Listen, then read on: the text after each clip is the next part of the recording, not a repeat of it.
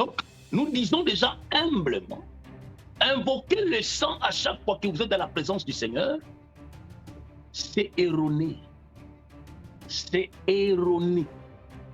Parce que le sang dont nous parlons, Paul a bien dit dans Hébreux chapitre 9, le verset 12, que Christ est entré une seule fois dans le tabernacle céleste. En d'autres termes, il n'était pas mort deux fois, il est mort qu'une seule fois. En d'autres termes, le sang n'a coulé qu'une seule fois. Une fois pour toutes. Une fois pour toutes, que le Seigneur vous bénisse.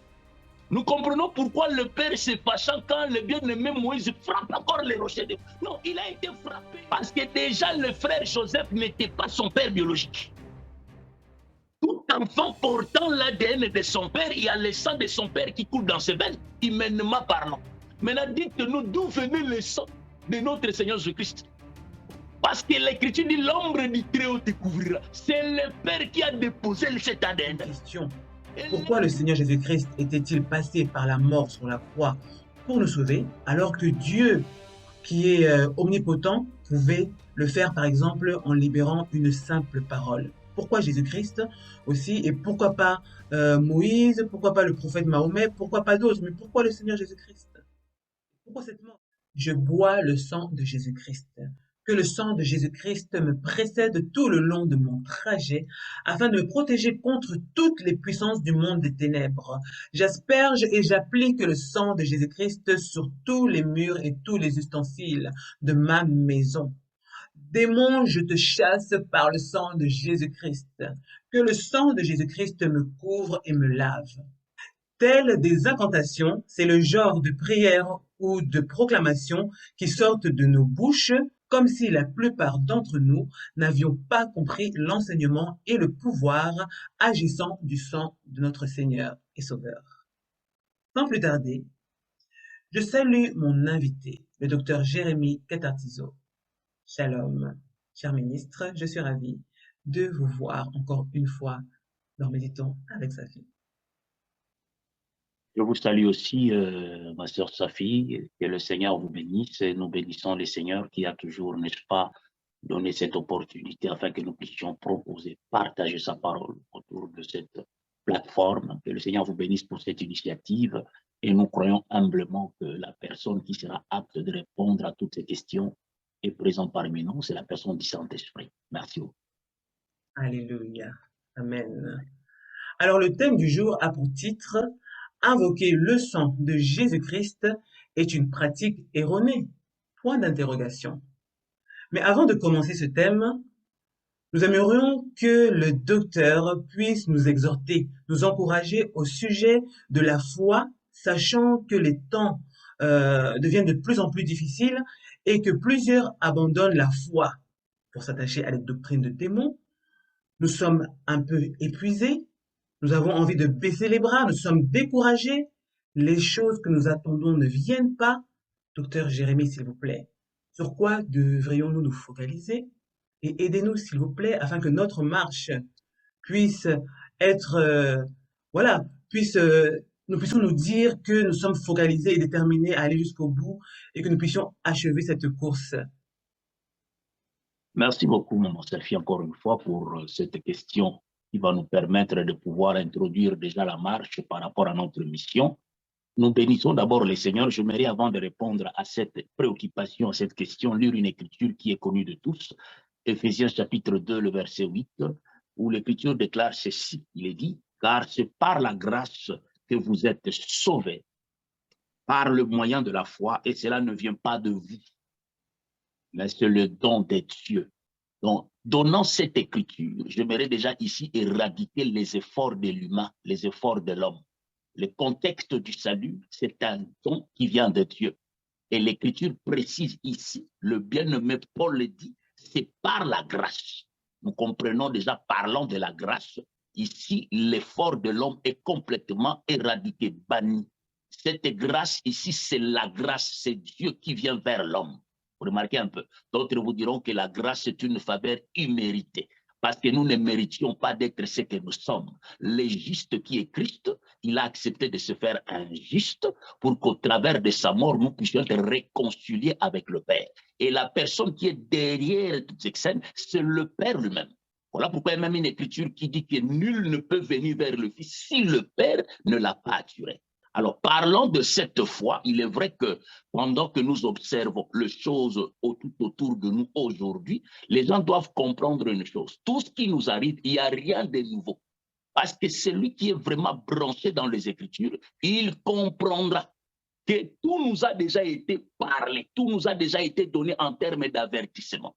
Dans les derniers temps, vous remarquez un peu, parce que j'ouvre une parenthèse pour dire que le temps de la fin et les derniers temps, vous remarquez un peu, et la fin du temps, ce sont des nuances qu'il faut bien préciser.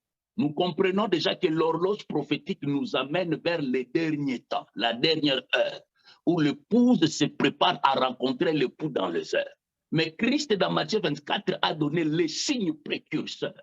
En donnant les signes précurseurs, vous remarquerez même Paul dans le livre de Timothée, il a beaucoup parlé sur les signes précurseurs qui vont se faire remarquer pendant le dernier temps. Beaucoup deviendront fanfarons, ennemis de la vérité, rejetant la saine doctrine. Pour la personne qui est dans les... Il comprendra. Mais nous allons nous poser la question. Cette personne qui, à cause des scandales, parce que même en termes de scandales, nous devons préciser que personne ne peut, comment dirais-je, dire non au scandale. Parce que Christ a dit, il faut que les scandales arrivent. Aucune écriture ne peut être éteinte. Donc les scandales viendront, mais l'écriture précise que malheur à la personne par qui ces scandales viendront. Mais nous bénissons le Seigneur Jésus-Christ parce qu'il a dit lui-même dans la prière sacerdotale, quand il nous présentait au Père, il a dit, Père, je n'ai perdu aucun d'entre eux. C'est dont tu m'as donné. Dans d'autres termes, nous comprenons que c'est lui qui a embrassé la foi, c'est lui qui est sauvé. Il est d'autant plus protégé par le Seigneur Jésus-Christ. C'est pour dire que même si la séduction de l'extérieur se fait remarquer, nous ne serons pas atteints. Raison pour laquelle vous remarquerez avec moi, même dans l'arche de Noé, ce qui était déjà à l'intérieur de l'arche, l'Écriture déclare qu'il y avait tellement l'étanchéité. Dans d'autres termes, les goudrons maritimes faisaient en sorte que l'eau de l'extérieur ne puisse pas infiltrer l'arche. Donc, quand nous parlons de l'eau de l'extérieur, nous voyons tout ce qui se passe. Quand vous attendrez aujourd'hui une sœur ou un frère te dire, voilà, je ne veux plus aller au culte, je suis découragé, je vais lui donner cette écriture d'Hébreux chapitre 12, le verset 2 qui dit, ayez les regards sur Jésus, le chef et le consommateur de la foi, qui en vue de la joie qui lui a été réservée, a souffert la croix, méprisé l'ignominie et s'est assis à la droite du trône des cieux. La personne qui nous a sauvés, c'est la personne de Jésus. Ce n'est ni ton pasteur, ni le frère ou la sœur qui peut trébucher pendant la marche. Nous croyons, c'est lui qui est prédestiné au salut. Même s'il arrivait pendant la marche de trébucher, il y a la promesse du relèvement. Donc, pour ne pas trop spéculer là-dessus, j'aime l'écriture où Paul dira à Timothée, garde le dépôt. Et il dira plus loin, c'est lui qui a commencé cette œuvre en toi, l'amènera jusqu'à la fin. Est-ce que vous remarquez? Donc, nous disons ceci à nos bien-aimés, ne vous découragez pas.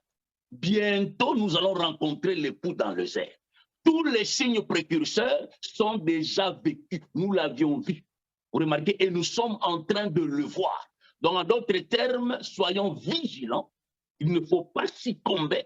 Il ne faut pas, comment dirais-je, en d'autres termes, c'est difficile pour quelqu'un de renoncer à sa foi. Parce qu'on ne peut pas perdre le salut. Une fois que tu es entre ses mains, personne ne peut plus t'arracher. Donc, que le Seigneur bénisse tout celui qui nous a écoutés et que la gloire revienne à notre Dieu. Amen. Amen. Mais excusez-moi, vous me poussez à poser quelques questions parce que, en même temps, j'ai noté ici, vous dites que l'effort de l'homme est éradiqué. En même temps, vous dites que nous devons faire des efforts. Vous dites aux personnes qui nous écoutent de ne pas lâcher prise en quelque sorte. Dans ce cas-là, essayez de nous expliquer cela. En même temps, pourquoi le Seigneur dira-t-il, lorsqu'il reviendra, trouvera-t-il la foi sur la terre? Une très bonne question. Alors, je vais préciser en disant ceci. Déjà, l'écriture d'Éphésiens 2, le verset 8 que nous venons de lire, la partie concluante dit que le domaine là du salut est un don de Dieu. Vous remarquez? Donc, déjà par cette écriture, nous comprenons que la personne qui est derrière, n'est-ce pas, cette œuvre rédemptrice, ce n'est pas l'homme. Quand Christ dit « Nul ne vient vers moi si le Père ne l'a attiré », c'est le Père qui attire. Vous remarquez? Maintenant, quand je parle sur le fait de se maintenir dans la lumière de la marche, je ne suis pas en train d'évoquer les efforts physiques, mais je suis simplement en train d'évoquer la pensée de la persévérance dans la marche. Il y a une écriture qui dit « Celui qui persévérera jusqu'à la fin sera sauvé ». Donc la persévérance veut tout simplement dire que tenir la tête haute, parce qu'il peut y arriver pendant la marche. Vous remarquez même dans les Écritures, un homme comme Pierre, quand bien même qu'il a marché avec le Seigneur, la Bible déclare même que Christ serait déjà mort. Mais le bien-aimé Pierre est retourné à la pêche. Donc pourquoi? Parce que quelque part, il a été, n'est-ce pas, nourri par quelques découragements. Mais parce qu'il était prédestiné au salut, le Christ est réapparu pour pouvoir alimenter. C'est comme un homme qui a ensemencé une femme. Vous avez déposé la semence, c'est la fille d'autrui. Un homme responsable veille sur cette semence jusqu'à ce que cette semence arrive à terme. Et nous disons que notre époux, la personne de notre Seigneur Jésus-Christ, c'est l'homme responsable. Quand il a dit, est-ce que quand le Fils de l'homme retrouvera-t-il la foi quand il retournera? Il n'était pas en train de vouloir dire simplement, écoutez, je crains que d'autres puissent renoncer à cette chose. Beaucoup de gens présentent l'écriture qui dit, voilà, à ceux-là qui ont goûté. Il y a une écriture dans Hébreu qui dit qu'il y a d'autres qui ont goûté à l'évangile. Or, nous croyons qu'on ne peut pas goûter à l'évangile. Parce que l'évangile étant toute une nourriture, nous la consommons dans sa totalité. Parce que même la sortie des enfants d'Israël, n'est-ce pas, de l'esclavagisme, c'était conditionné par le fait de manger l'agneau dans sa totalité, non pas de goûter l'agneau. Est-ce que vous remarquez? Donc, ceux-là qui succombent parce qu'ils ont goûté, nous comprenons qu'en vérité, n'ont jamais mangé la nourriture. Mais celui qui a mangé, lui-même Christ a dit, tu as goûté aux choses célestes, tu as mis la main à la charrue, et tu regardes en arrière, il dit, tu n'es pas digne du royaume. Tu n'es pas digne du royaume. Voilà. Parce que la personne qui ouvre la porte de l'arche et qui la ferme, c'est Dieu lui-même. Ce n'est pas un homme, c'est Dieu. À partir du moment où nous goûtons, ça nous pousse à manger et à apprécier cette nourriture pour ensuite, comme vous dites, la consommer et continuer avec cette nourriture, non? Je veux présenter ça comme ceci. Remarquez que la porte de l'arche est ouverte. Ceux-là qui sont entrés dans l'arche, il y a toute une marche. Parce que nous croyons que l'arche ne peut s'arrêter qu'au mont d'Arara. En d'autres termes, quand nous sommes en Christ, le fait d'être en Christ, c'est déjà le salut. Parce que c'est lui notre salut. Une personne qui reçoit Jésus-Christ comme Seigneur et Sauveur aujourd'hui, même s'il meurt après 5 minutes, le salut est garanti à cette personne. Mais celui dont l'Éternel donnera la grâce d'être encore parmi les humains, il connaîtra maintenant ce que nous appelons la croissance dans la marche. Parce que dans la marche, il y a la croissance. Nous partons de lait spirituel pour parler de lait et il parlait de nourriture solide. Là, maintenant, c'est l'expérience de la marche, parce que n'oublions pas que le salut, c'est cette expérience de la nouvelle naissance. Si dans la nature, quand l'enfant naît, on le présente le lait, et au fur et à mesure que l'enfant grandit, la nourriture change, cette expérience aussi est vécue dans le monde spirituel. Mais le problème, c'est de demeurer dans la maison. Vous voyez, c'est être dans la maison. Même les enfants d'Israël dont nous parlons ici, quand les sangs étaient sur les linteaux, pour être exempté de l'ange destructeur qui frappait à l'extérieur, la condition fallait d'abord, au préalable, être dans la maison. Et deuxièmement, le fait que tu es à la maison, il y a la présence de l'agneau. Parce que si tu oses sortir, l'ange de la mort va te frapper. Donc le fait d'être à la maison, c'est déjà ça, cette garantie de notre salut. Et nous disons, et la personne qui ouvre la porte de la maison, et la personne qui la ferme, ce n'est pas un homme, c'est Dieu. Ce n'est pas un homme, c'est Dieu. Ce n'est ni ton pasteur qui est l'auteur de ton salut. Non, même nous qui prêchons, ce n'est pas nous. C'est lui qui convainc le cœur, c'est le Saint-Esprit. Je ne sais pas si j'ai répondu à votre question, maman. Pour conclure, docteur Jérémie, dites quelque chose à quelqu'un qui est en train de pleurer en ce moment, qui se pose des questions, qui se tourmente, qui pense que Dieu l'a abandonné. Je vous laisse la parole quelques secondes avant que nous puissions commencer le sujet de base. Amen. Merci beaucoup pour cette préoccupation qui est vraiment réelle parce que nous aussi, nous rencontrons de bien-aimés. Quand vous les observez, vous comprenez vraiment qu'ils sont abattus par rapport aux autres. C'est là où j'ai insisté sur cette écriture d'Hébreux chapitre 12, verset 2. On dit, ayant le regard fixé sur la personne de Christ. J'aime toujours paraphraser en donnant cette expérience de Pierre. Quand Pierre est à la face de notre Seigneur Jésus-Christ, quand celui-ci marcha sur les eaux, l'Écriture précise, quand Christ lui dit, tu peux sortir de la barque et me rejoindre là où je suis. Nous comprenons que sortir de la barque, c'est ça, sortir du monde charnel et atteindre la dimension de la marche dans la dimension de la divinité. Parce que celui qui appelle Pierre de sortir de la barque, il n'était plus un humain. On l'appela même un fantôme. Parce que nous croyons que marcher avec le Seigneur, c'est divorcer la barque. Mais quand Pierre sort de la barque, il avait le regard fixé sur celui qui l'a invité de sortir à la barque. L'Écriture déclare qu'il a réussi à marcher sur les eaux. Mais qu'est-ce qui se passe? Quand il divorça le regard de Christ, il a commencé à regarder la profondeur des eaux. C'est là où il a commencé un tout petit peu à faire naufrage. Mais nous disons que quand cette réalité va se présenter, la personne qui t'a appelé devant toi il tendra la main vers toi pour te secourir. Donc c'est pour dire à un frère et à une sœur, garde le regard fixé sur la personne de Christ. Non pas sur ton pasteur, non pas sur le frère et sœur qui peut-être a embrassé cet évangile avant toi, parce qu'aujourd'hui, il se comporte d'une manière scandaleuse. Mais quand tu as le regard sur Christ, le consommateur de notre foi, c'est ça la perfection de la marche. Que le Seigneur vous bénisse. Amen. Merci beaucoup, docteur Jérémie. Alors, nous allons rentrer dans le vif du sujet avec la question que nous nous posons ce jour. Invoquer le sang du Seigneur Jésus-Christ est-elle une pratique erronée? Alors, docteur Jérémie, merci de bien vouloir nous expliquer pour un premier temps à la lumière des Écritures qu'est-ce qu'est la rédemption, s'il vous plaît. Merci beaucoup. Déjà, nous aimerions, par la grâce de Dieu, donner l'étymologie de ce mot rédemption. Vous et moi savions que la Bible a été écrite dans de langues originaux. L'Ancien Testament en hébreu, une partie araméenne, et le Nouveau Testament en grec. Alors, rédemption, d'après ces racines grecques, il y a un terme qu'on appelle lytrosis ou apolytrosis, qui veut tout simplement parler sur le rachat. On ramène la libération par le paiement d'une rançon.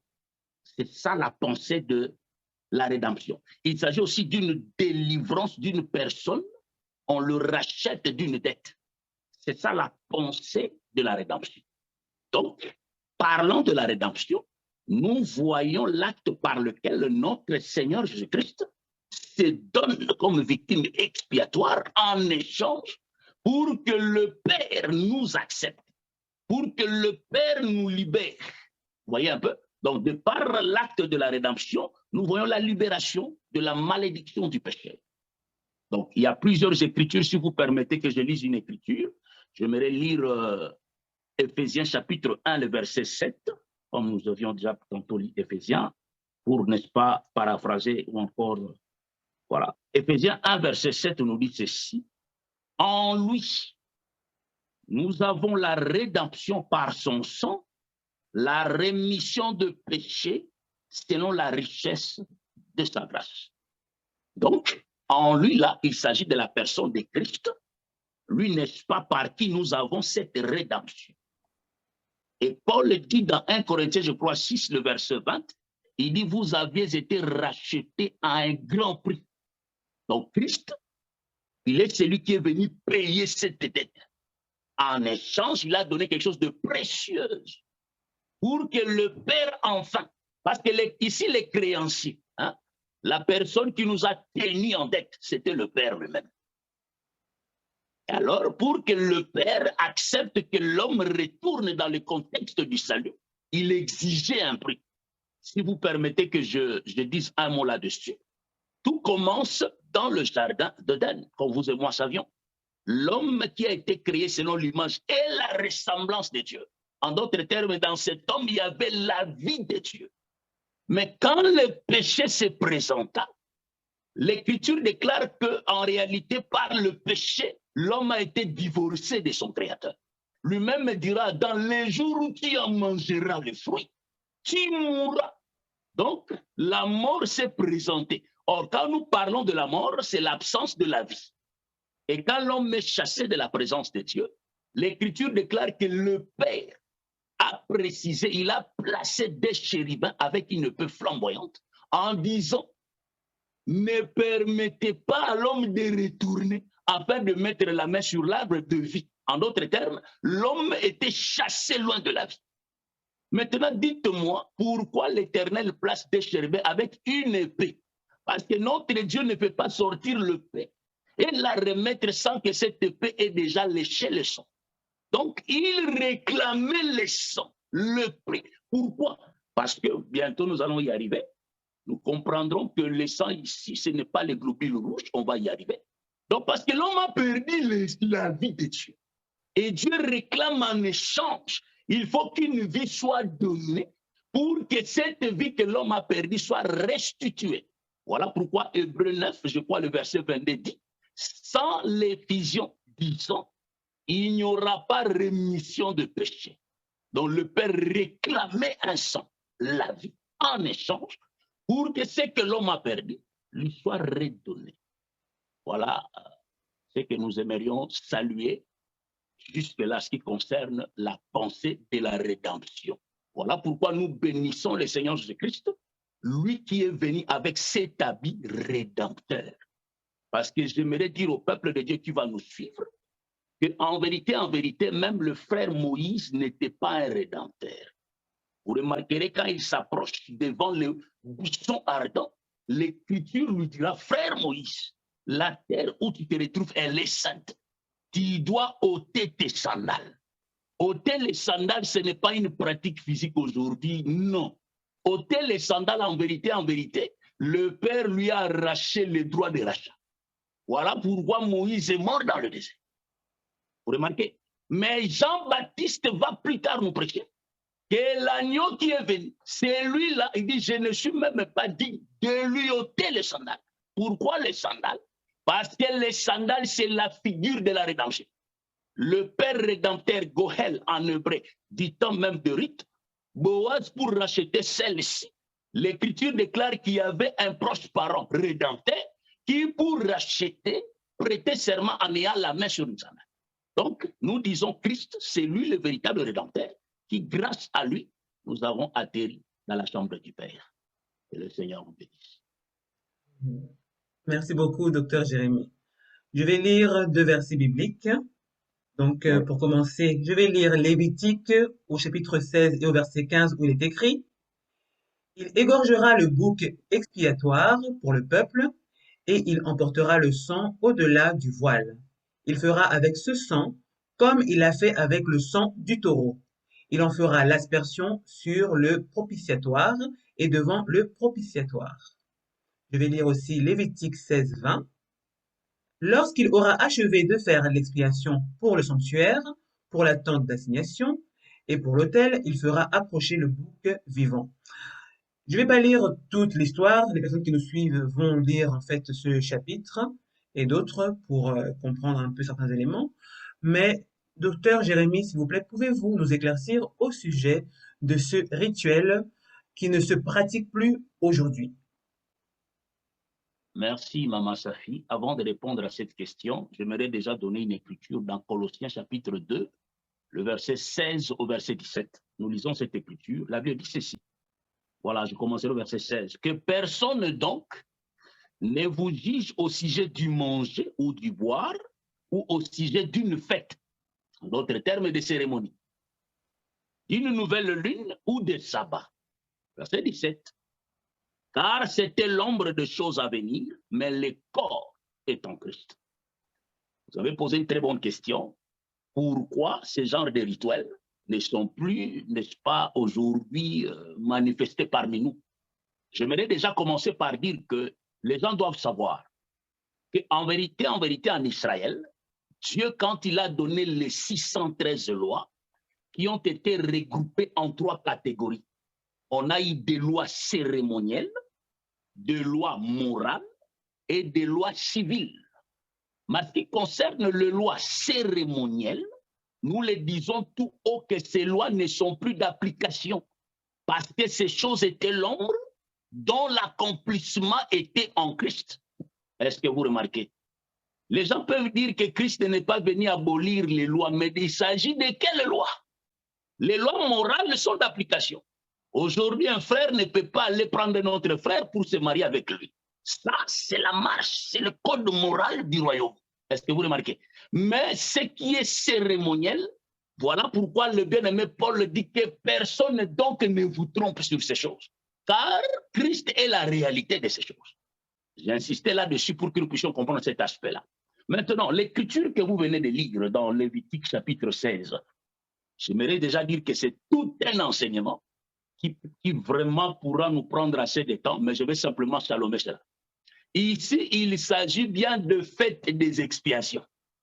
Vous remarquez, déjà ici, nous signalons déjà que Aaron venait de perdre ses deux fils, qui après avoir apporté le fait étranger frappé par l'Éternel, maintenant Dieu donnera à Aaron la manière de pouvoir expier et le péché du peuple et le péché de sa propre maison. Voilà pourquoi quand vous lisez, pour aller vite, il dira à Aaron, tu demanderas au peuple de pouvoir apporter deux boucs. Dans les deux boucs, il y aura un dont le sort sera jeté au nom de l'Éternel et l'autre, le sort sera jeté au nom d'Azazel. Celui dont le sort du bouc va de la part de l'Éternel, l'Écriture déclare qu'il sera égorgé. On apportera son sang, n'est-ce pas, dans la présence de l'Éternel. C'est là où vous allez parler de doigts, etc., etc. Toutes ces formules-là, il y a tout un enseignement là-dessus. Maintenant, le bouc d'Azazel, lui, n'était pas égorgé. Lui, l'Écriture déclare qu'on plaçait la main sur la tête de ce bouc et le péché du peuple était transféré sur ce bouc. Et pendant que le péché lui est transféré, il sera chassé loin dans le désert. Vous remarquez? Mais nous disons que tous ces mouvements ont pris leur accomplissement dans la personne de Christ. Voilà pourquoi j'aime l'écriture des Proverbes, je crois 26, le verset 27, qui dit « Les agneaux sont pour te vêtir et les boucs pour payer les champs. » Voilà. Or, quand nous parlons du champ, nous voyons tout un peuple. Donc, nous comprenons que le bouc ici, il est en d'autres termes l'animal expiatoire qui paye le prix à la place du péché du peuple. Vous remarquez un peu? Voilà. Donc, en disant ceci, nous voyons la pensée de l'expiation. Or, l'expiation, déjà d'après son étymologie, c'est le fait de pouvoir effacer. Effacer quoi? Le péché, retrancher. C'est ça même la pensée. Effacer et retrancher. Donc ici, que personne ne vienne vous tromper en disant, voilà, aujourd'hui on a besoin qu'on prenne le sang du bouc, hein, aller l'asperger sur le propitiatoire, parce qu'ici il s'agirait du propitiatoire, et autour du propitiatoire, parce que vous devrez savoir que quand on parle du propitiatoire, il s'agit bien du couvercle de l'arche, nous appelons ça le trône, parce que c'est là où le Père rencontrait, dans la tente d'assignation Moïse, il descendait sur le propitiatoire. Voilà pourquoi n'importe qui ne pouvait pas y entrer derrière le voile. Or, pour que le couvercle du propitiatoire s'ouvre, et nous disons d'abord que le couvercle de ce propitiatoire était protégé par des chérubins ayant des ailes déployées. C'est comme ça que Dieu a précisé cela à Moïse. Mais je précise aussi que dans cette écriture, dans l'arche de l'Alliance, les deux chérubins n'avaient plus de paix. Mais les chérubins du jardin dedans avaient le paix.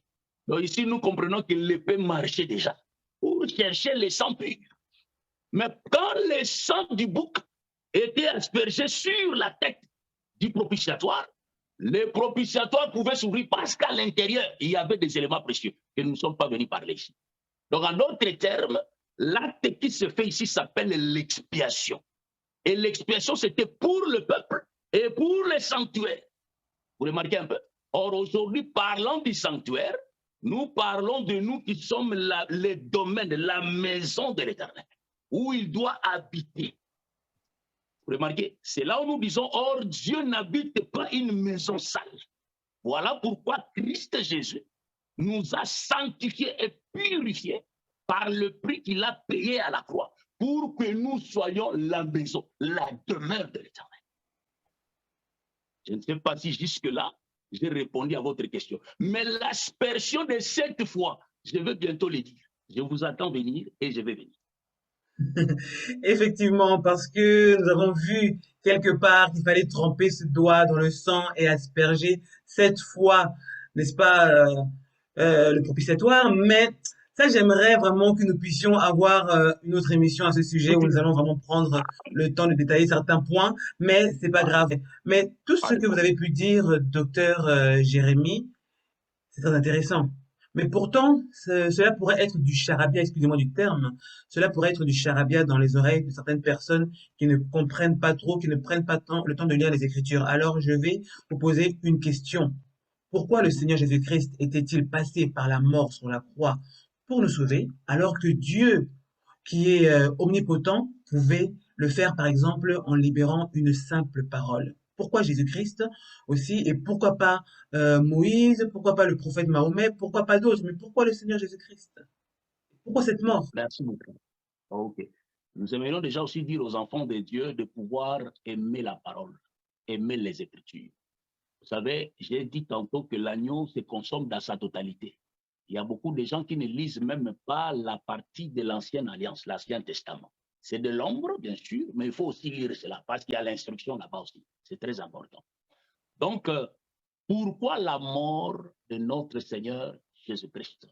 Une très bonne question. J'aimerais répondre à cette question en lisant une écriture. Hébreux chapitre 9, le verset 22. Et presque tout d'après la loi est purifié avec du sang, et sans effusion du sang, il n'y a pas rémission de péché. J'avais lu cela. Je vais encore lire une deuxième écriture. Je suis dans Romains chapitre 6, le verset 4. Voilà, Romains chapitre 6, le verset 4. Supportez que je lise 3 écritures ici pour bien répondre à cette question pour nos frères et sœurs qui vont nous suivre. Romains chapitre 6, verset 4, la Bible dit ceci. Nous avons donc été ensevelis avec lui par le baptême en sa mort, afin que Christ, comme Christ est ressuscité de mort, par la gloire du Père, de même nous aussi, nous marchions en nouveauté de vie. Le dernier passage que je vais proposer, c'est Colossiens chapitre 1, 19 à 20. Il y en a plusieurs, mais je préfère donner que ces 3 passages bibliques. Colossiens 1, 19 à 20, la Bible dit ceci. Voilà. Il est dit ceci. Car Dieu a voulu en toute plénitude habiter en lui. Il a voulu par lui réconcilier tout avec lui-même, tant que ce qui est sur la terre que ce qui est dans le ciel, en faisant la paix par lui, par le sang de sa croix. J'aime la manière dont on conclut au verset ici 20. Donc, nous comprenons que c'est là où même Paul dira que le Père était en Christ réconciliant l'humanité avec lui-même. Mais je l'ai bien dit, l'humanité tout entière a été condamnée à la mort à cause du péché d'un seul. Nous avons perdu la vie de Dieu. Et pour que cette vie nous soit redonnée, il a fallu qu'une vie précieuse soit donnée en échange. C'était ça la condition sine qua non. C'est ça Hébreux 9, 22 qui dit sans effusion du sang, il n'y aura pas rémission de péché. Donc le Père ne peut pas se calmer dans sa colère tant que le sang n'a pas coulé, mais pas n'importe quel sang. Voilà pourquoi depuis le temps d'Adam jusqu'à Jean-Baptiste, le Père traversait les ruelles cherchant le sang pur. Et Hébreu dira que le Père n'a aimé ni sacrifice ni offrande. Donc tout ce qui lui a été donné pendant ce temps ne lui a pas plu. Mais jusqu'à ce qu'il va me former un corps.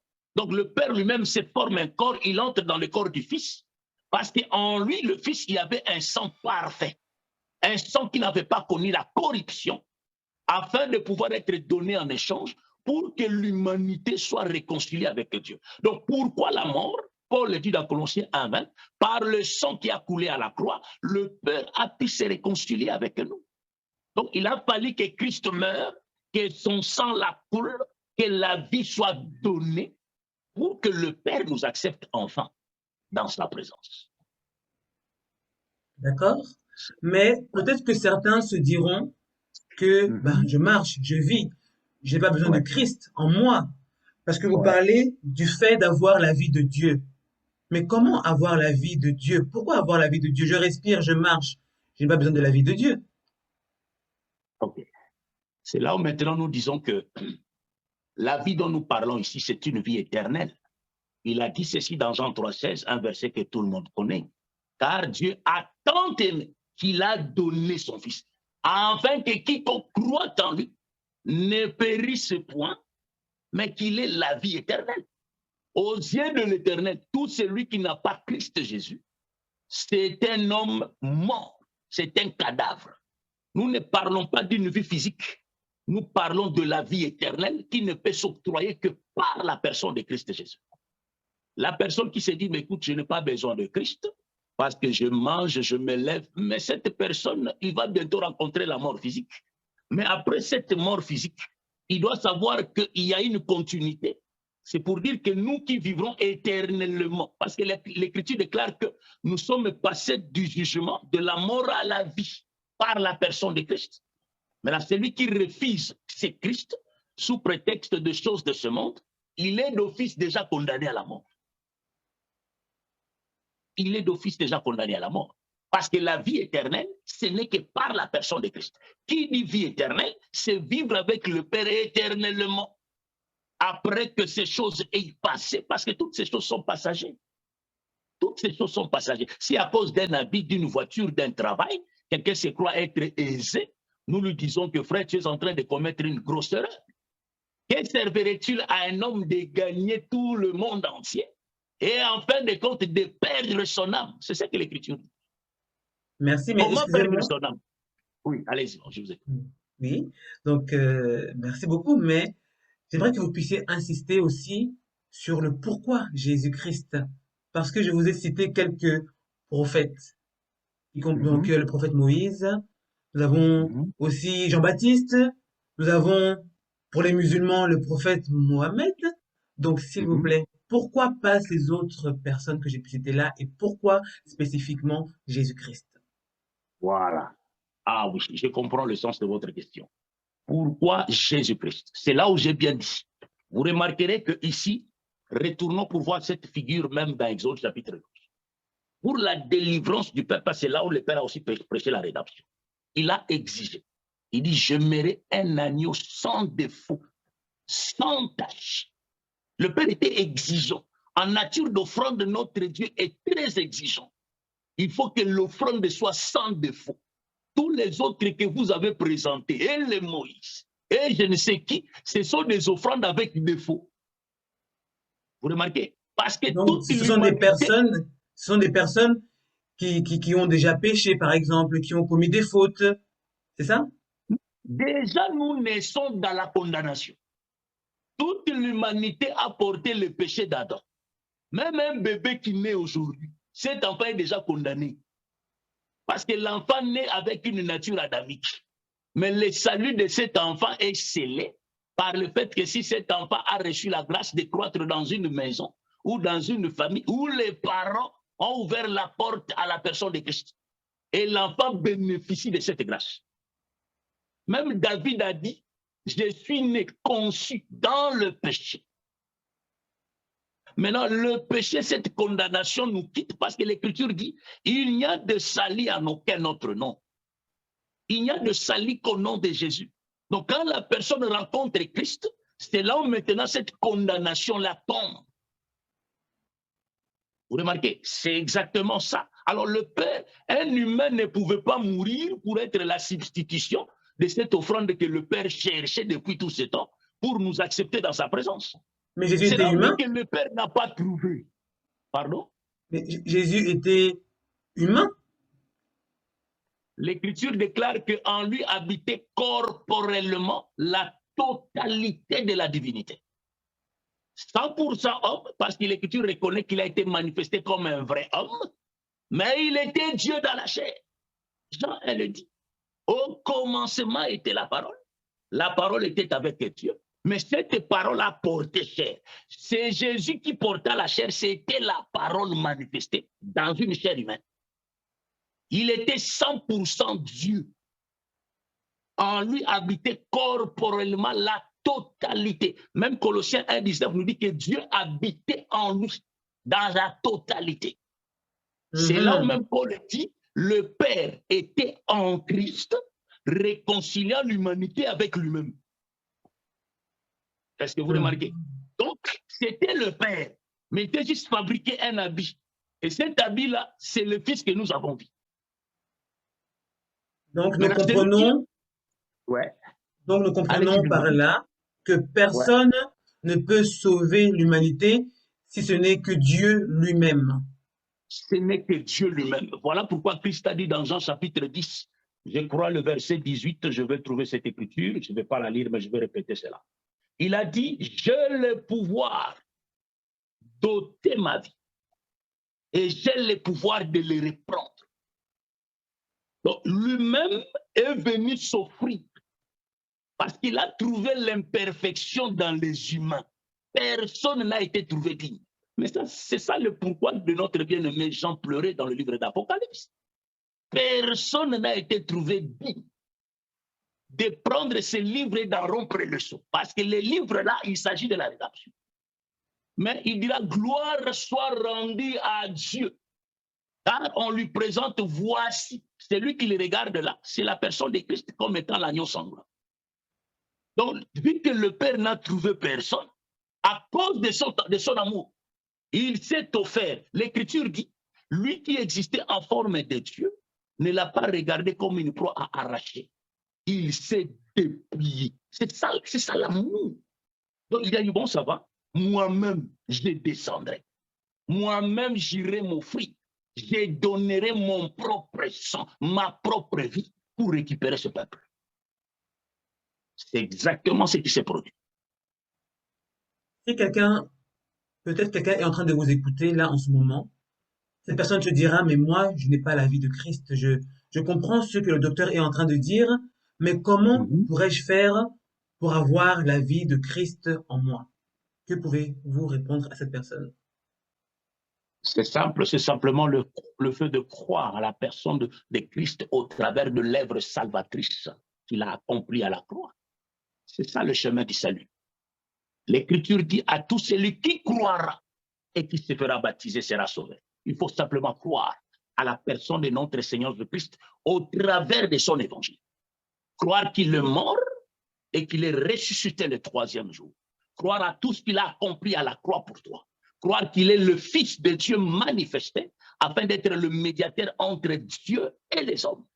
Quand tu crois cette œuvre, tu crois sa parole, tu donnes ta vie à Christ, c'est le chemin.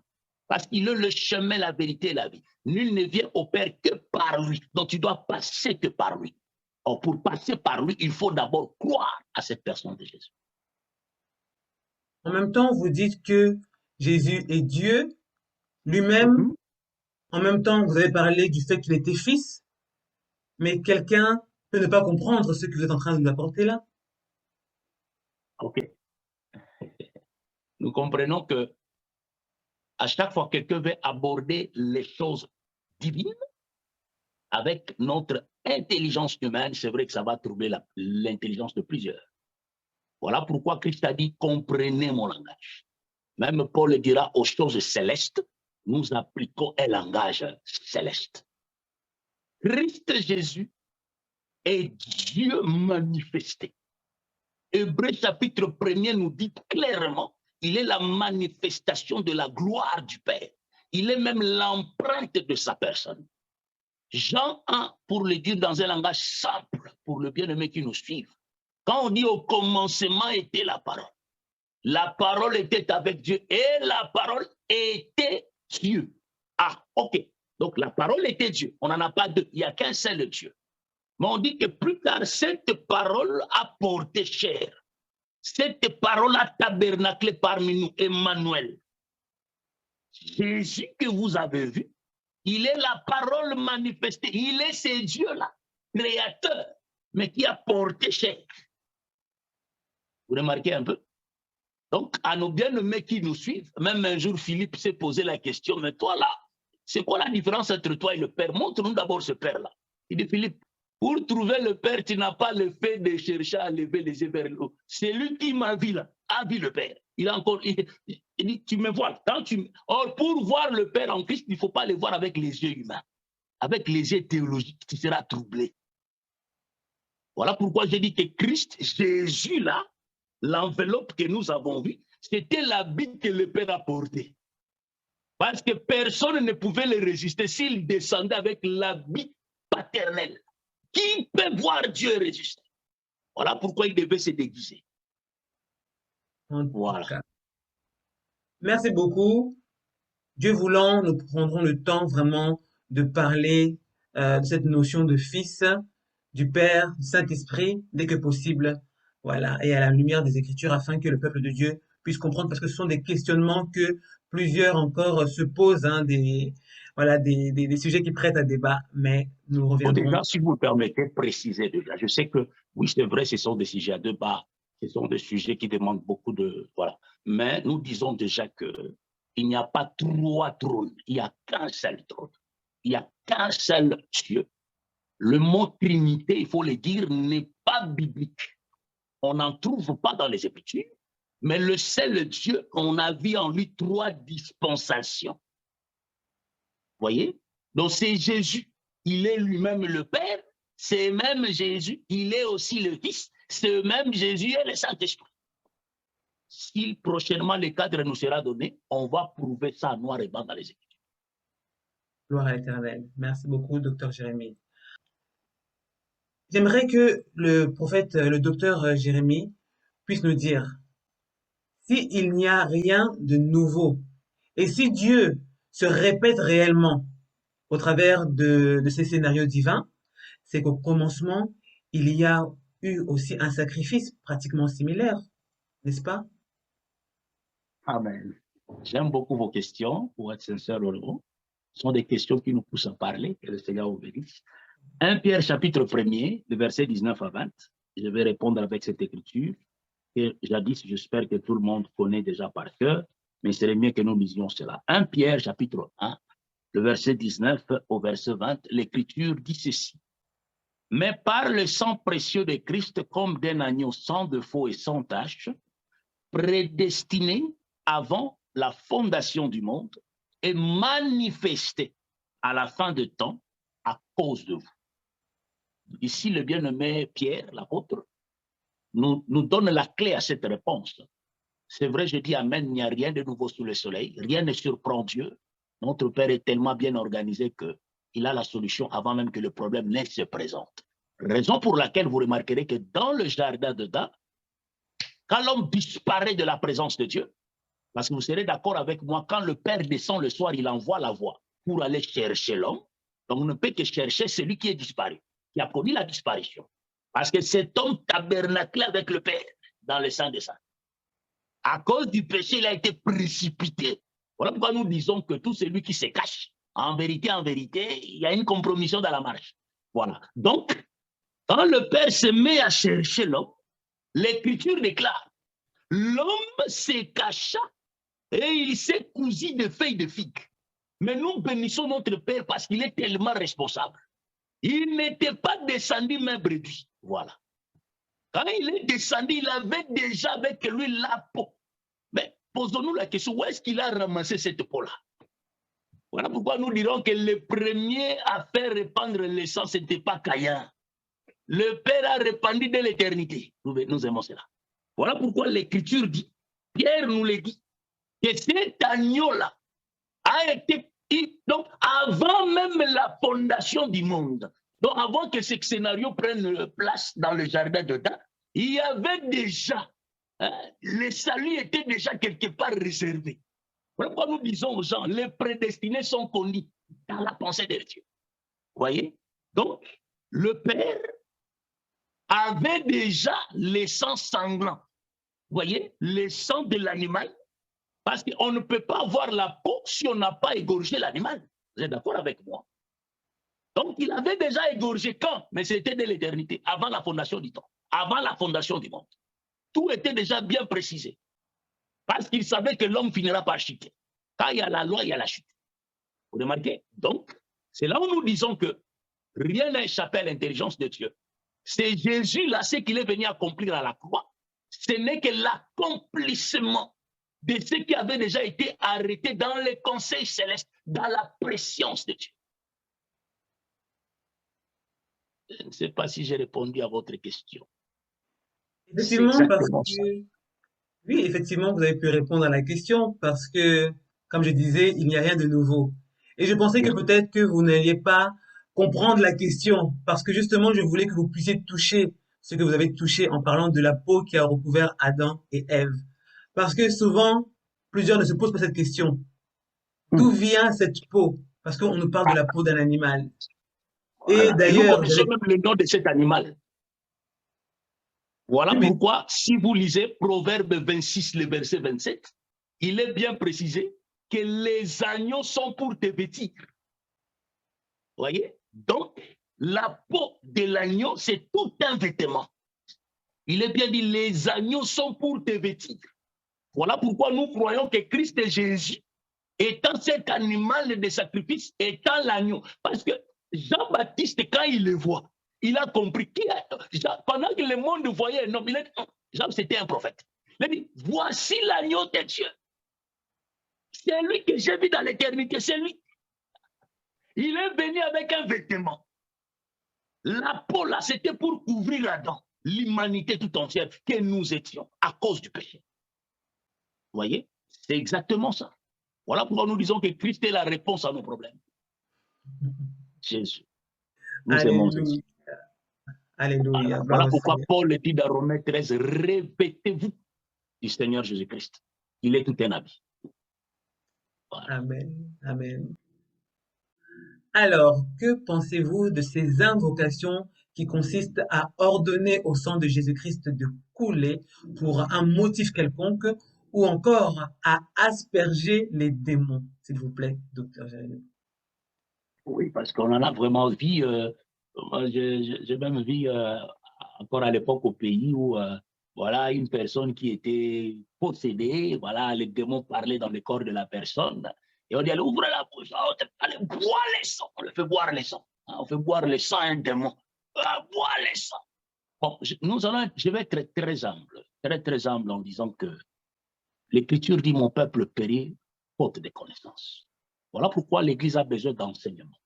Beaucoup de gens aujourd'hui font des pratiques parce qu'ils ont vu les autres le faire. Ils ont hérité cela. Ce qu'ils appellent ça, c'est l'esprit religieux. Mais nous devons rester dans les Écritures. Devons-nous invoquer le sang ou asperger le sang, comme vous l'aviez dit tantôt, que ce soit la maison sur les enfants, que le sang vous couvre, la maison et tout ça, et tout ça. D'abord, définissons, c'est quoi la notion du sang par rapport à la lumière de l'Écriture. C'est là où je précise encore en disant que l'Écriture, la Bible a un langage qui n'est pas terrestre, mais un langage qui est céleste. Déjà, l'Écriture de Lévitique, chapitre 17, le verset 10, je sauterai, et le verset 14, si vous permettez que je lise cette Écriture, j'ai beaucoup d'Écritures à lire sur ce contexte-là, mais faute de temps, je ne lirai pas tout, je donnerai simplement quelques Écritures. Voilà, Lévitique, chapitre 17, le verset 10, l'Écriture dit ceci. Si un homme de la maison d'Israël ou des étrangers qui séjournent au milieu d'eux mange du sang d'une espèce quelconque, je tournerai ma face contre celui qui mange le sang et je le retrancherai du milieu de son peuple. Verset 11, car l'âme de la chair est dans le sang. Le verset 14, il dit encore bien, car l'âme de toute chair, c'est son sang qui est en elle. C'est pourquoi j'ai dit aux enfants d'Israël, vous ne mangerez le sang d'aucune chair, car l'âme de toute chair, c'est son sang. Quiconque en mangera sera retranché. L'écriture est claire là-dessus. Dans le langage de cette écriture, le Seigneur précise que la vie est dans le sang. Le sang représente la vie. Même tout être humain que nous sommes, quand un être humain meurt, vous remarquerez que le sang arrête de couler. Parce que le sang représente la vie dans le langage de l'Écriture. Vous remarquez? Maintenant, c'est ce qui veut dire que quand on fait boire à un démon le sang, on lui communique la vie. Non, disons ça simplement, il n'y a même pas de calcul à faire. Donc, quand il dit un démon boit le sang, donc vous lui communiquez la vie. Donc c'est comme si un démon pouvait être même sauvé au travers du fait qu'il Mais, boit le sang, quoi. en d'autres termes, vous lui ouvrez la porte du salut. Est-ce que vous remarquez? C'est là où nous disons qu'il faudrait vraiment que nous puissions faire asseoir la chose. Est-ce que d'abord les sons là, parce que nous avions nous tous aussi remarqué dans le culte, les modérateurs n'échappent pas à cette partie-là. Donc c'était comme quoi, après avoir demandé pardon de péché, la suite serait maintenant implorons que les sangs nous purifient. Vous voyez? C'est là où j'avais dit, je retournerai sur l'aspersion de cette fois. J'étais en train d'attendre cette question. Gloire à Dieu, vous la présentez. Donc, nous disons déjà humblement, invoquer le sang à chaque fois que vous êtes dans la présence du Seigneur, c'est erroné. C'est erroné. Parce que le sang dont nous parlons, Paul a bien dit dans Hébreux chapitre 9, le verset 12, que Christ est entré une seule fois dans le tabernacle céleste. En d'autres termes, il n'était pas mort deux fois, il est mort qu'une seule fois. En d'autres termes, le sang n'a coulé qu'une seule fois. Une fois pour toutes. Une fois pour toutes, que le Seigneur vous bénisse. Nous comprenons pourquoi le Père se fâchant quand le bien-aimé Moïse frappe encore les rochers. Non, il a été frappé une seule fois. Donc le sang l'a coulé une seule fois. Donc quand chaque fois que les gens continuent à implorer le sang, c'est comme s'ils sont en train de dire que voilà, donc nous disons que le sang là qui a coulé, il ne faut plus le voir comme du globule rouge. Non. Parce que le sang là incarne la vie de Dieu. Déjà, vous êtes d'accord avec moi, Maman Safi, qu'en Christ Jésus, humainement parlant, il n'y avait pas un sang humain. Parce que déjà, le frère Joseph n'était pas son père biologique. Tout enfant portant l'ADN de son père, il y a le sang de son père qui coule dans ses veines, humainement parlant. Maintenant, dites-nous d'où venait le sang de notre Seigneur Jésus-Christ. Parce que l'Écriture dit l'ombre du Très-Haut te couvrira. C'est le Père qui a déposé cet ADN-là. Et l'autre Dieu est esprit. Mais l'esprit a porté chair. Donc nous disons que le sang qui a coulé à la croix là, c'était la vie de Dieu donnée. Voilà pourquoi Christ dans Matthieu 26, il dira ceci. Quand il est en train d'instituer la Sainte Seine, il dit, ceci est mon sang qui va couler pour la rémission de vos péchés. Et il dit, ceci constitue une alliance éternelle. Donc, quand nous sommes en Christ, nous embrassons cette alliance éternelle. Nous avons d'office déjà la vie de Dieu en nous. Est-ce que vous remarquez? C'est là où nous avions dit, même l'ange destructeur ne frappait pas la maison là où il y avait les sangs sur les linteaux. Vous voyez un peu? Donc, nous disons que c'est lui qui invoque les sangs à chaque fois. Donc, c'est comme s'il est en train de mettre en cause l'œuvre de la croix. Christ est mort une seule fois. Et le sang là, c'est la vie de Dieu qui nous a été communiquée. Quand les Israélites ont été prohibés, donc exemptés, Dieu les a interdits formellement de manger la chair et de boire le sang de chaque chair humain. En d'autres termes, le Seigneur Dieu les a privés la vie. Mais nous bénissons le Seigneur Jésus-Christ. Lui, au contraire, il vient offrir son sang comme du breuvage. Parce que lui, pour le suivre, il dit, il faut manger ma chair et boire mon sang. C'est ça, Luc 17:37. Là où il y aura les corps, se rassembleront les aiglons. Parce qu'un petit aigle, il mange la chair et il boit le sang. Or, boire le sang, c'est prendre la vie de Christ. Est-ce que vous remarquez, Maman Safi? Je vous ai vu soulever le doigt. Vous pouvez poser votre question si vous en avez. Oui, donc parce que en fait, c'est très important ce que vous soulignez là, parce que nous remarquerons que il y a cette cérémonie qui se faisait une fois par an. Une fois Ouais. par an. Mais comment se fait-il qu'aujourd'hui, le sang de Jésus-Christ est invoqué, les gens le font couler, telle une incantation, comme j'ai pu le dire au début, chaque instant, alors que nous pouvons comprendre que le sang de Jésus-Christ, ce sang qui a coulé est agissant de manière éternelle. Merci beaucoup. Acte 20, le verset 28, la partie 28b dit quelque chose que je suis en train de lire ici, dit « L'Église qu'il s'est acquise au prix de son sang ». Parce que le sang ici a plusieurs figures prophétiques. À part le fait que le sang la représente la vie, mais c'est aussi un prix. Le prix que Christ a payé, c'était le prix de son sang. Or, j'aime l'écriture de Lévitique, je crois 27, le verset 30, si je ne m'abuse pas, qui estimait que le rachat d'une femme revenait à 30 cycles d'argent. Or, Christ Jésus, les 30 pièces qui ont servi à notre frère Judas d'aller vendre notre Seigneur, l'Écriture déclare qu'avec ces 30 pièces d'argent, on est allé acheter un champ à Keldama, les champs des étrangers. Donc, parce qu'on a dit c'est l'argent du sang. Donc, cet argent est allé acheter un champ, et plutôt un champ.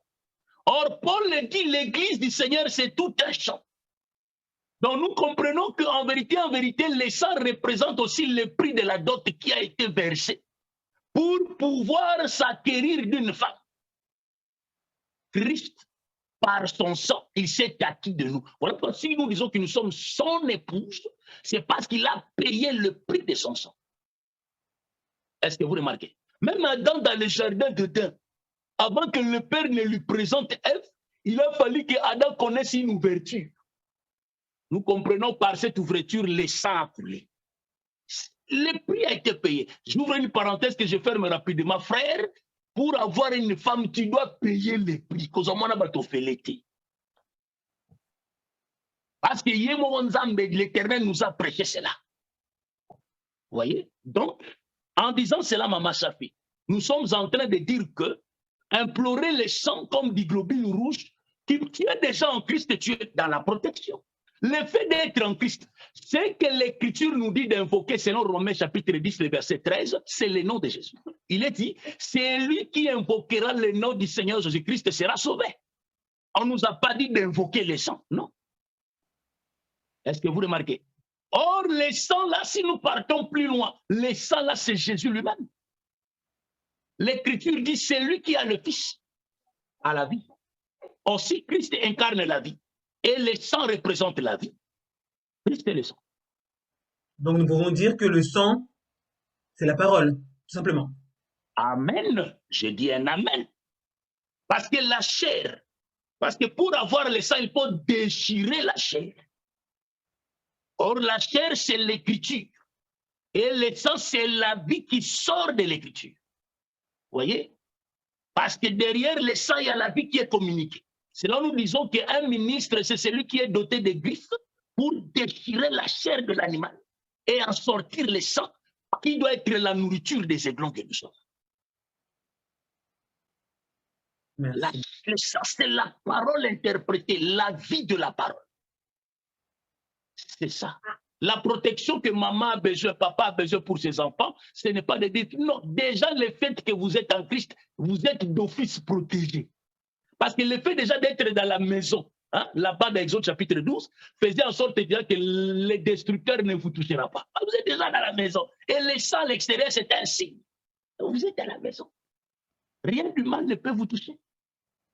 Donc, dans ce cas, il ne faut pas invoquer le sang de Jésus-Christ, mais plutôt proclamer ce qu'il s'est passé, évoquer plutôt le sang de Jésus-Christ en rappelant, on ne peut pas rappeler forcément à Dieu ce qu'il a fait parce que lui-même sait ce qu'il a fait, mais c'est plutôt avec foi avoir des paroles de proclamation concernant l'acte qui a été fait sur la croix. Je dis amen. On doit rappeler par des proclamations, par des déclarations, n'est-ce pas, la victoire qui nous a été offerte par l'œuvre de la croix. Vous voyez un peu? C'est très important. Mais invoquer comme ça, je sais qu'il y a une différence entre invoquer et évoquer. Évoquer, ça traite avec des souvenirs, rappeler des souvenirs. Mais invoquer, c'est faire appel. Est-ce que vous remarquez? Or, cette chose a déjà eu lieu une seule fois pour toutes. On n'a plus besoin de remettre cette scène-là. Vous voyez un peu? C'est ça. Et nous disons que nous croyons qu'au travers de l'œuvre de la croix, nous avons reçu la victoire contre toutes les forces du mal. Donc, quand tu pries, tu proclames la victoire de la croix, tu n'es pas dans la fausseté. Là, tu es vraiment correctement sur un très bon chemin. Mais il y a une écriture, si vous me permettez que je lise cette écriture, c'est là où plusieurs personnes trouvent, n'est-ce pas, la source du pourquoi invoquer le sang pour le pardon de péché. Parce qu'il y a dans les formules de culte, on dit, frère, tu vois, hier, tu t'es mal comporté, demande pardon à Dieu et par après, implore encore que le sang te purifie. Il y a une écriture, je vais lire ça avec vous, 1 Jean chapitre 1, le verset 7. Mais nous allons, par la grâce de Dieu, essayer un peu d'expliquer cette écriture. 1 Jean chapitre 1, verset 7. Il dit, mais si nous marchons dans la lumière, comme il est lui-même dans la lumière, nous sommes mutuellement en communion et le sang de Jésus, son Fils, nous purifie de tout péché. Alors, beaucoup prennent cette écriture pour dire que ce sang, il faut à chaque fois que tu as péché, implorer ce sang pour que ça te purifie de tout péché. Donc, en d'autres termes, à chaque fois que tu pêches, il faut toujours implorer le sang, implorer le sang, implorer le sang. Ah bon. Maintenant, je vais donner une autre écriture qui va nous aider à bien comprendre la pensée. Toujours 1 Jean, cette fois-ci chapitre 2, nous lirons à partir du 2e verset. Il est dit ceci, même verset 1. Mes petits enfants, je vous écris ces choses afin que vous ne péchiez point. Et si quelqu'un a péché, nous avons un avocat auprès du Père, Jésus-Christ le juste. Il est lui-même une victime expiatoire pour nos péchés, non seulement pour les nôtres, mais aussi pour ceux du monde entier. Voilà, c'est du monde entier. Donc ici, on fait la diversification, non seulement pour le nôtre. Le nôtre, là, c'est pour nous qui avons embrassé le salut. Mais il y a aussi le pardon pour ceux du monde, donc pour ceux-là qui n'ont pas encore péché, mais le pardon est déjà disponible, si seulement si ils embrassent la personne de Christ. C'est comme ça qu'il faut voir cette écriture. Donc, en d'autres termes, le sang de Jésus, c'est un dépôt, c'est un apanage. Nous disons que le salut, c'est un paquet complet. Le pardon est disponible, le pardon est là. Ceci ne veut pas aussi dire que c'est un visa pour commettre le péché dans la marche. D'ailleurs, ceux qui sont en Christ, l'Écriture dit que petits enfants, d'ailleurs, vous ne péchez plus. Parce que nous croyons que la racine du péché a été complètement ôtée. Vous voyez, la racine du péché a été complètement ôtée. Mais n'oublions pas qu'étant encore sur cette terre des hommes, portant cette chair, il peut arriver que nous trébuchions. Mais nous ne pouvons pas demeurer dans la chute. Mais nous croyons que celui qui est né de Dieu ne pêche plus. Parce que la racine du péché ne plie en lui.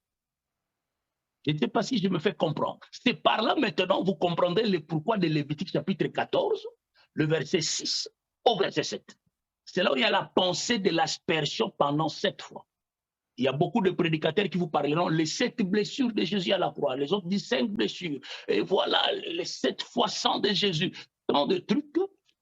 Mais humblement, si vous me donnez que 2-3 minutes, Lévitique 14 nous dit la purification d'un lépreux se faisait par le fait de prendre 2 oiseaux. Lévitique 14, le verset 6. On dit les 2 oiseaux vivants que les sacrificateurs prenaient.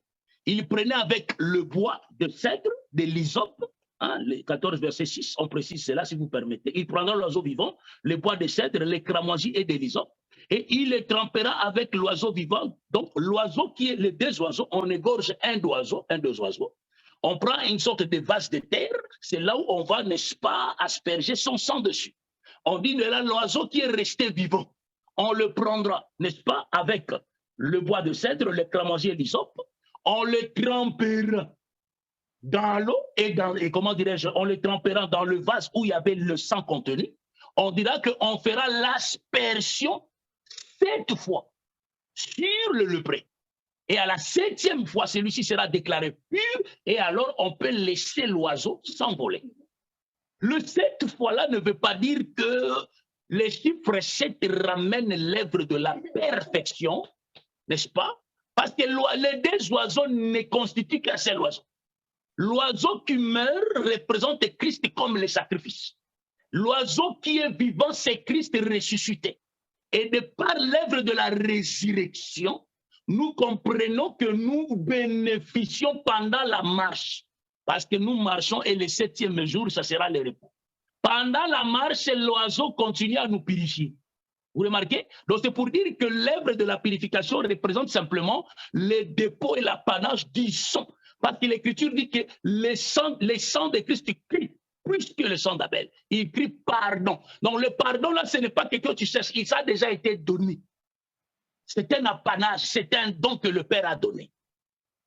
Et voilà, et quand nous aurons atteint la perfection, l'oiseau va retourner, il va se relâcher. C'est ça le retour à la maison.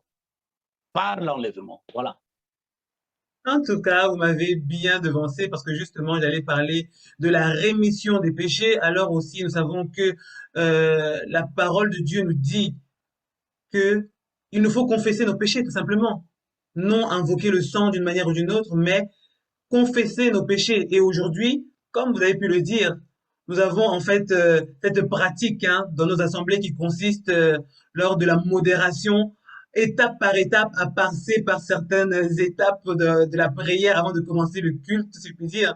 Donc c'est terrible. Donc je me demande quelquefois d'où viennent ces choses. Donc voilà. Donc dites-nous rapidement encore, martelez sur la rémission, que quelqu'un qui vous écoute en fait puisse comprendre la rémission des péchés, s'il vous plaît. Voilà, la rémission, c'est quoi la rémission déjà? Rémission veut dire remettre, pardonner. Vous remarquez, c'est ça la rémission. Tout ça, ça fait partie, c'est ça la rédemption en fait. Parce que par la rédemption, Christ Jésus, par son sang, nous avions eu la rémission, le pardon de nos péchés. C'est ça Matthieu 26, et plutôt verset 28 que nous avons lu. Quand il présentait la coupe, il présentait son sang, il dit, ceci est mon sang qui va couler pour la rémission, le pardon de vos péchés. Donc, c'est ça la pensée de la rémission et nous l'avions obtenue de par la personne de notre Seigneur Jésus-Christ, n'est-ce pas, qui a fait couler son sang pour nous, pour le pardon de nos péchés. C'est ça la rémission, mon message.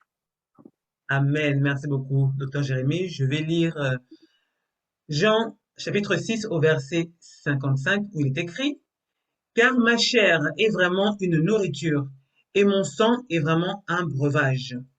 Celui qui mange ma chair et qui boit mon sang demeure en moi, et je demeure en lui, comme le Père qui est vivant m'a envoyé, et que je vis par le Père, ainsi celui qui me mange vivra par moi. » Alors, docteur Jérémie, que symbolise le fait de manger la chair et de boire le sang de Jésus-Christ? Et je souligne que ce sont des paroles que plusieurs disciples qui marchaient avec le Seigneur avaient trouvées très dures jusqu'au point de ne plus marcher avec lui. Expliquez. Oui. Grâce rendue à Dieu. C'était ce jour-là où il s'est fait vraiment une forte sélection parce que l'histoire nous amène à comprendre qu'ils n'étaient pas 12, ils étaient plusieurs, d'autres diront plus de 500. Mais ce jour-là, quand Christ a fait cette déclaration, les 12 sont restés, les autres se sont retirés. Il dit ça, c'est dit, ce monsieur devient quoi? C'est du cannibalisme ou quoi là? Comment on peut manger la chair d'un être humain et boire son sang? C'est là où nous comprenons que Christ leur dira, ici est le pain qui est descendu du ciel. Il parle de lui. Donc nous comprenons que quand Christ dit manger ma chair et boire mon sang pour être digne du royaume, en d'autres termes pour avoir la vie éternelle, donc pour me suivre, c'est ça la condition sine qua non. Manger la chair de Christ et boire son sang veut tout simplement expliquer, embrasser la parole, la doctrine de Christ et la vie qui est dans sa parole. C'est ça, donc faut même pas, on ne va pas chercher à les dramatiser. Donc, manger la chair, c'est ça, ils disent, ma chair est toute une nourriture et mon sang est tout un breuvage. Nous croyons que celui qui s'apprête à monter sur une table doit droit de manger et de boire. Voilà, c'est très important. Donc, nous comprenons que ici, la chair là, qui est la nourriture, or nous, la nourriture ici, c'est la parole. Voyez? Mais nous disons qu'il faut faire très attention parce que Paul dit la lettre tue, mais c'est l'esprit qui vérifie. Or, dans chaque écriture, il y a l'esprit de l'écriture. Et l'esprit de l'écriture, comme je l'ai dit tantôt, c'est la vie qui sort de l'écriture. Or, pour qu'il y ait cette vie, il faut vraiment déchirer. Voilà pourquoi vous remarquerez que même le pain qui n'est pas brisé, vous comprendrez que sur le chemin de Maïs, pour que les deux disciples-là qui marchaient avec le Seigneur, mais n'ayant pas compris qu'ils marchaient avec le Seigneur. C'est ça l'expérience de plusieurs aujourd'hui. Ils font chemin faisant, ils ont l'esprit religieux. Ils peuvent vous rencontrer Christ, ils peuvent vous répéter des Écritures. Et ils connaissent bien les Écritures. Voyez? Parce que ces jours-là, ils palabraient. Oui, cet homme était mort, ressuscité, il s'est passé ci et ça. Mais ils parlaient avec lui. Et ils ne comprenaient pas qu'il s'agissait de Christ. Mais quand ils ont atterri à la maison, ils étaient autour de la table. Le problème, il faut embrasser la table. assis autour de la table. Quand les seigneurs sur la table, nous croyons qu'il y avait le pain, il y avait aussi le vin. Quand il éleva le pain et les brisa, l'Écriture déclare que les yeux de l'un de l'autre s'ouvrirent. Et ils ont compris, pouf, c'était le Seigneur, et le Seigneur a disparu. Donc, tant que le pain n'est pas brisé, le pain qui est brisé, c'est ça la déchirure de la chair. Pour que les sangs sortent, pour que les écailles tombent. Et c'est par là, les gens, quelqu'un peut dire, waouh, c'était le Seigneur. Tant que le pain n'est pas brisé, tu peux répéter comme un religieux. Voilà la pensée. En tout cas, que l'Éternel ouvre les yeux, illumine plusieurs afin de comprendre les choses célestes qui sont une folie hein, lorsque c'est expliqué comme ça. Comme le docteur a pu le dire, il ne faut pas comprendre ces choses avec l'intelligence humaine. Voilà, ce serait se limiter et limiter Dieu lui-même. Donc voilà, docteur Jérémie, nous tendons vers la fin et nous savons qu'il y a tant de choses à développer à ce sujet. Cependant, pour conclure, je vous laisse soulever des points qui n'ont pas été abordés ou peut-être voulez-vous marteler davantage sur des éléments que vous nous avez déjà apportés, sans oublier de répondre à la question du jour qui est invoquer le sang de Jésus-Christ est une pratique erronée. Point d'interrogation. À vous la parole, docteur Jérémie. Voilà, nous bénissons déjà le Seigneur. Donc, il est vrai que nous ne pourrons jamais, comme je l'ai toujours dit, mettre un point final sur un enseignement. Pendant la marche, il y a toujours la pensée qui est toujours communiquée. Vous et moi savions que cet évangile, c'est vraiment une tunique de plusieurs couleurs. Aujourd'hui, on peut présenter une couleur, demain, un autre ministre, ou on peut encore revenir pour apporter notre couleur. Ce que j'aimerais dire aux enfants de Dieu, tout ce que nous faisons ici, ce ne sont pas des spéculations. Nous ne venons pas exposer une connaissance. D'ailleurs, Paul le dit, nous connaissons en partie. Donc, la personne qui détient la totalité de la connaissance, c'est la personne de Christ. Voilà pourquoi, humblement, nous puisons de Christ et nous communiquons au peuple. Nous ne sommes pas non plus venus pour faire des démonstrations, s'il vous plaît, parce qu'il y a d'autres personnes qui pensent que, voilà, parlons de cette manière, on vient. Non. Nous croyons que l'Écriture déclare que dans le dernier temps, la connaissance croîtra, la connaissance augmentera. Il est très important que les enfants de Dieu aujourd'hui soient de lecteurs. Ça, c'est une exhortation que j'aimerais donner. Soyez de lecteurs de la parole. Sortez un peu des distractions inutiles. Tel a fait ci, tel a fait ça, tel a dit ci dans les réseaux sociaux. Bien aimé, nous croyons que notre hit parade à nous, notre news par excellence, c'est la parole. C'est là où nous puisons nos informations célestes. J'aimerais rappeler à une personne que tous les signes précurseurs que le Seigneur Christ nous a donnés, bien aimé, si tu ouvres les yeux, tu comprendras que ces choses se sont alignées un par un. Il est temps de sortir de la distraction. Il est temps de pouvoir, bien aimé, te préparer. Sois comme les vierges sages et non pas les vierges folles. Les vierges sages, eux, quand la nuit est avancée, elles ne peuvent pas s'éloigner de leur lampe. Et elles ont été averties de pouvoir conserver l'huile dans leur lampe. Donc nous comprenons que la lampe allumée et l'huile dans la lampe, c'est ça, conserver la parole et la vie de la parole, garder la saine doctrine, marcher selon la lumière de la parole, car l'esprit qui est l'huile, il fait en sorte que ceux qui sont nés de Dieu sont conduits par lui, l'esprit de Dieu. Sortons un peu des distractions. Ceci me monte à l'esprit, le Seigneur vraiment insiste là-dessus. Raison pour laquelle d'autres croiraient que, est-ce que quelqu'un m'a posé la question, homme de Dieu, pensez-vous vraiment qu'en Europe, le ministère, c'est l'Éphésiens 4:11, vraiment bat son record, parce qu'il est dit, je dis frère, vous devriez savoir qu'à chacun sa part, le ministère fait sa part. Le ministère, parce que l'Écriture déclare que la lumière du chandelier restera allumée jour, tout comme nuit. Dans d'autres termes, l'Éternel Dieu prendra soin que dans une ville, qu'il y ait toujours un ministre qui sonne la trompette. Même s'il peut y en avoir que un ou deux ou trois, le Seigneur Dieu a pris soin. C'est ce qu'il a prêché au prophète Élie. Il dit, attends, j'ai encore d'autres réserves. Vous qui écoutez sa voix, n'endurcissez pas vos cœurs. Ce n'est pas tel qui a été mort pour vous. Celui qui est mort pour toi, c'est la personne de notre Seigneur Jésus-Christ. Mais pour conclure, la manière d'approcher les choses de Dieu, il y a aussi tout un protocole établi. Voilà pourquoi nous disons, invoquer le sang ne fait pas partie du protocole doctrinal et apostolique. Que le Seigneur vous bénisse. Amen. Qu'il vous bénisse également abondamment, docteur Jérémie. Donc, chers frères, chères sœurs, vous avez entendu notre frère parler. Vraiment, ne soyons pas distraits, sortons de la distraction. Nous savons que notre Seigneur revient bientôt. Soyons persévérants Et ensuite, j'aimerais dire que Méditons avec sa fille a pour but que le peuple de Dieu puisse croître hein, en Amen. connaissance, puisse avancer. Moi, je ne gagne rien parce que souvent on m'appelle, tu as la chaîne YouTube, ceci, cela, l'argent. Je ne gagne rien et je ne demande rien au ministre de Dieu parce que vraiment, j'ai cette soif en fait moi-même d'apprendre et que le peuple de Dieu aussi puisse comprendre certaines choses parce que on nous a apporté certaines choses, des enseignements erronés. Donc, je crois que l'Éternel est en train de mettre en place certaines choses, certaines plateformes comme mettons avec sa fille et autres pour pouvoir avancer, pour pouvoir changer les choses, pour pouvoir évoluer. Voilà. Et par la grâce de Dieu, il envoie des ministres tels que le docteur Jérémie et d'autres, l'apôtre Benito, le pasteur Joseph Ndembele, le prophète Placide, j'en passe, le docteur Adélard, toutes ces personnes-là et d'autres viendront encore pour nous apporter des choses vraiment, parce que ce sont des ministres, hein, ils ont une charge. Voilà, ce ne sont pas des titres que nous devons prendre comme je ne sais quoi, mais c'est vraiment une charge. Ils sont à notre service, ce sont des dons pour l'Église. Donc vraiment, prions pour eux, c'est très important. Arrêtons de critiquer n'importe comment les certains ministres de Dieu, mais prenons aussi le temps de prier, parce que je pense que les critiques prennent plus de l'avant que la Oui. prière pour nos ministres. Donc, s'il vous plaît, prions pour nos ministres, prions les uns pour les autres, supportons-nous, prions pour Méditons avec sa fille. Voilà, Amen. je fais ce que je peux avec les moyens du bord parce que je ne débourse pas grand-chose avec ce que j'ai, je fais par amour ces choses-là. Voilà, par amour pour mon Dieu. Voilà. Alors, docteur Jérémie, à très bientôt dans Méditons avec sa fille. Amen. Surtout, vous qui n'êtes pas encore abonné, abonnez-vous.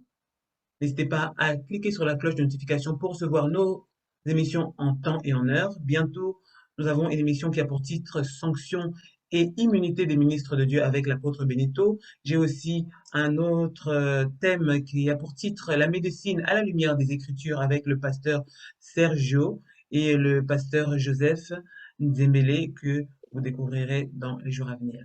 À très bientôt.